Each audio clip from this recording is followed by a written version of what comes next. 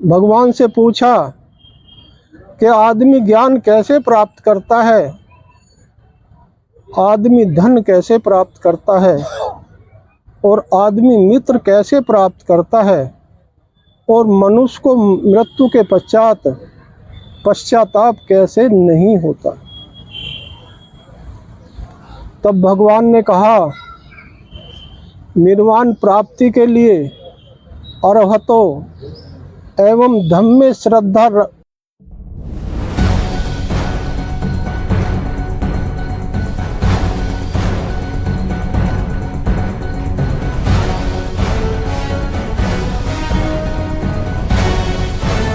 नहीं करेंगे, ठीक है। बुद्धं नमामि धम्मं नमामि संघं नमामि एवं नमामि संप्रदा। नमो तस्से भगवतो अरहतो सम्मा सम्बुद्धस्से। नमो तस्से भगवतो अरहतो सम्मा सम्बुद्धस्से। नमो तस्से भगवतो अरहतो सम्मा सम्बुद्धस्से। बुद्धं शरणं गच्छामि धम्मं शरणं गच्छामि संघं शरणं गच्छामि द्वितीयंपि बुद्धं शरणं गच्छामि द्वितीयंपि धम्मं शरणं गच्छामि द्वितीयंपि संघं शरणं गच्छामि तृतीयंपि बुद्धं शरणं गच्छामि तृतीयंपि धम्मं शरणं गच्छामि तृतीयंपि संघं शरणं गच्छामि। प्राणातिपाता वेरमणि सिक्खापदं समादयामि। आदिन्नदाना वेरमणि सिक्खापदं समादयामि। कामेषु मिच्छाचारा वेरमणि सिक्खापदं समादयामि। मुसावादा वेरमणि सिक्खापदं समादयामि। सुरामेरमद्यपानदाना वेरमणि सिक्खापदं समादयामि। साधु साधु साधु।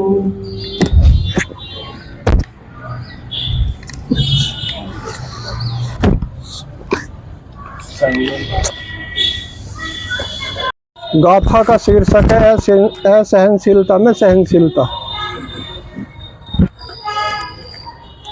एक बार भगवान आल्वक यक्ष की राजधानी आलवी में ठहरे हुए थे। तो जहाँ भगवान ठहरे हुए थे तो आल्वक यक्ष वहाँ पे आए और जब भगवान वहाँ ठहरे होते भगवान को देखकर कहने लगा आल्वक यक्ष, हे शर्मन निकल यहाँ से, हे शर्मन निकल यहाँ से। भगवान ने कहा अच्छा मित्र, भगवान बाहर आ गए। फिर उसने कहा हे शर्मन अंदर आ। तो भगवान ने कहा अच्छा मित्र, भगवान अंदर चले गए।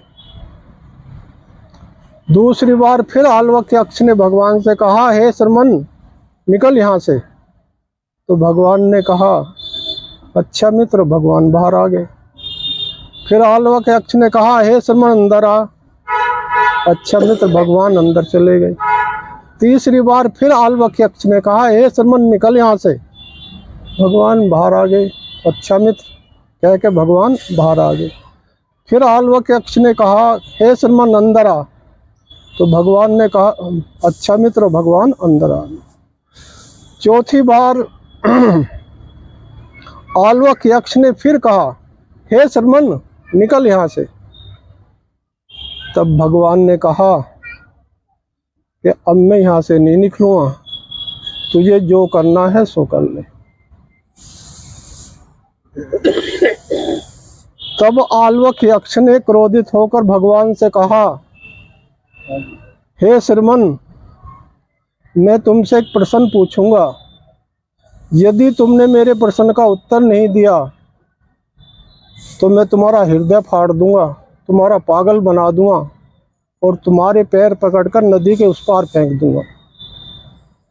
तो भगवान ने कहा कि मुझे लोक में ऐसा कोई दिखाई नहीं देता कि जो मेरा हृदय फाड़ सके, मेरा पागल बना सके और मेरे पैर पकड़कर नदी के उस पार फेंक सके।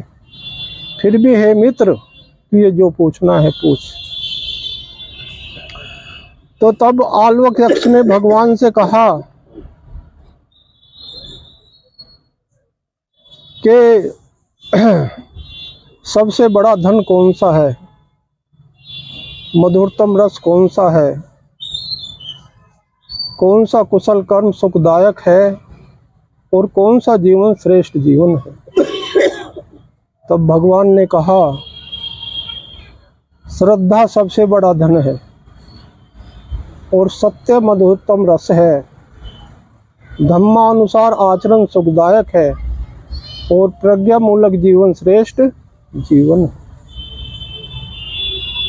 तब आल्वक यक्ष ने भगवान से पूछा, आदमी पुनर्जन्म और बाढ़ को कैसे पार करता है, समुद्र अस्तित्व को कैसे पार करता है और मनुष्य दुखों का अंत कैसे करता है। तब भगवान ने कहा, प्राणी मनुष्य श्रद्धा से पुनर्जन्म बाढ़ को पार करता है, अप्रमाद जागरूकता से भवसागर को पार करता है और प्रयास से दुख का अंत करता है। मनुष्य प्रज्ञा से परिशुद्ध होता है। फिर आल्वक यक्ष ने कहा, भगवान से पूछा कि आदमी ज्ञान कैसे प्राप्त करता है, आदमी धन कैसे प्राप्त करता है और आदमी मित्र कैसे प्राप्त करता है और मनुष्य को मृत्यु के पश्चात पश्चाताप कैसे नहीं होता। तब भगवान ने कहा, निर्वाण प्राप्ति के लिए अरहतो एवं धम्म में श्रद्धा रखने से, ध्यान लगाकर सुनने वाला होने से, अप्रमादी होने से आदमी ज्ञान प्राप्त करता है। जो जागरूक है, दृढ़ निश्चयी है, उचित ही करता है, धन प्राप्त करता है और जो देता है वह मित्र प्राप्त करता है।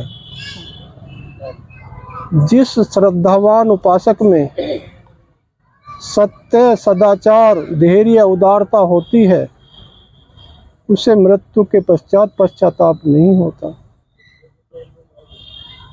आओ, जो दूसरे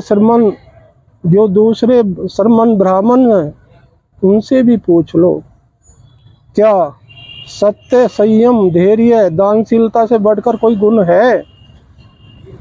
तब आल्वक यक्ष ने कहा कि मैं अब किसी दूसरे श्रमण ब्राह्मण से क्यों पूछूं। निश्चय ही भगवान मेरे कल्याण के लिए आलू में पधारे हैं। आज से मैं अपने भविष्य के ऐश्वर्य से परिचित हो गया हूँ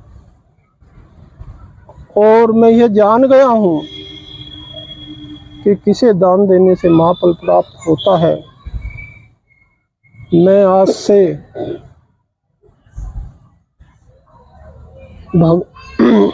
बुद्ध की शरण जाता हूँ, धम्म की शरण जाता हूँ, संघ की शरण जाता हूँ और मैं आज से एक नगर से दूसरे नगर, एक गांव से दूसरे गांव विचरण करता हुआ भगवान के धम्म का प्रचार करूँगा। इसी के साथ गाथा समाप्त होती है।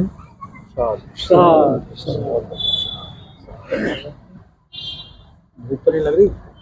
ना ना ना इतनी कैडी धूप ना